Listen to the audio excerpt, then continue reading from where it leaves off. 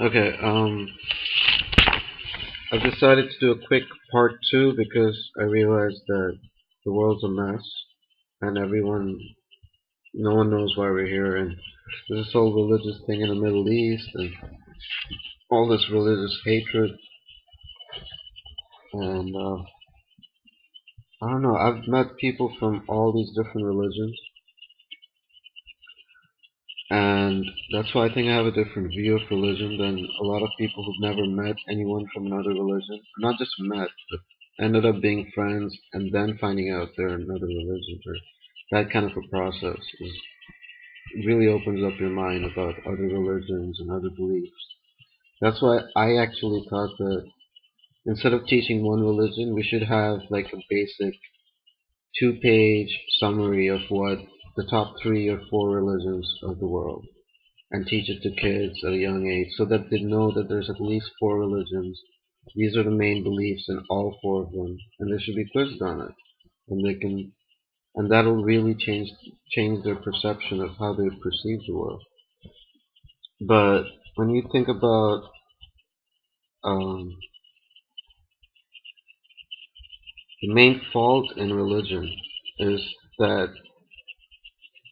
religions find it difficult to accept and respect the other religion. When a religion blocks itself out from other religious beliefs by making the other uh, enemies, like Muslims, look at other religions as people who believe in something else as infidels, and that kind of belief system is almost made. I I get the sense that that kind of a rule was set just so that the religion can grow properly and not have, or it was done at a time when there were lot more wars and stuff like that. So basically, I find it really funny because I think Christianity, Islam, and Judaism have a lot more in common than people even realize. And I think only in America do you see Jewish people, Muslim people, and Christians living in California or New York. One of the only places, and of course, some places in Europe. But when it goes to the Middle East, it just goes crazy. It's fanatic. It's extremism. Extremism in all three religions. And the funny thing is that they also have these rumors and beliefs that are told to them when they're kids, and most of which aren't true. And they're all religion. People need religion because it's almost like therapeutic to their brain process, how they process life, and it, it's just religion helps them. It's like a therapist. You talk to your God, and He helps you through whatever. I think religion is important because it gives you moral and personal support, that spiritual support that you can't get from any other person. So I think it's important, but extreme religion, I think, is the main problem of why we don't have peace on earth right now. And Middle East, I don't know how you can solve the problem. I guess, like I said, if you teach a little bit about each religion at an early age, you could do that. But then they don't accept any other religious belief in their extreme fundamental teachings. So you can't really talk about what other religions might believe, and they grow up thinking a different way.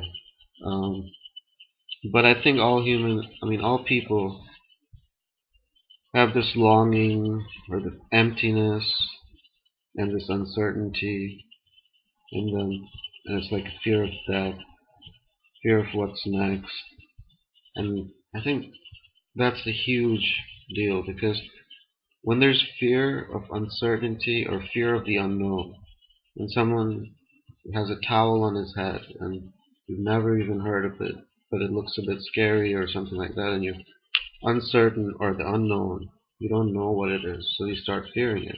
There's this fear that you get.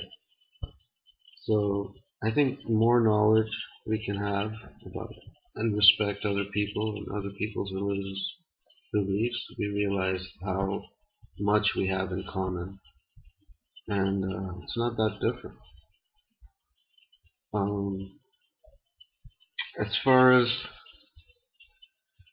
I don't know, a movie that I watched is a science fiction movie called Signs. I don't know if you've seen it, but that was a really good movie if you think about religion and stuff. Because I also have these crazy theories about UFOs and aliens, but I don't think I don't think we've ever really been visited by aliens or anything. But if there is other life on in the universe, and there's a big chance that there is life in the universe. It's like imagine being in a room with a small hole in the top, and that's all you can see of the sky. And that's what we look into, and we try to find out if there's other life out there, and it's almost impossible. Almost as if we're not meant to, or it's safer to not have that distance between. So, is there a superior, intelligent life out there that has figured out the questions that we're still trying to figure out? That could be the case, and they could know a lot more than we do. But I have a feeling even they would have a question about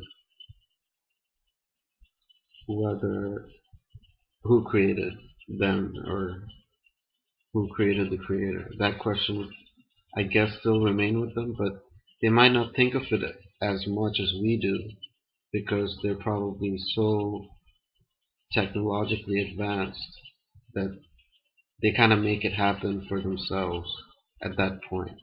So those aliens wouldn't really need that. But do they control us? Like in the movie, all the signs and the coincidences, that kind of freaked me out a little bit. Because, I mean, it depends on how you think. Like, you can always find a pattern in something, or you might find a weird coincidence. And do we have, is there a choice, or is every coincidence not a coincidence? Like, that kind of thing really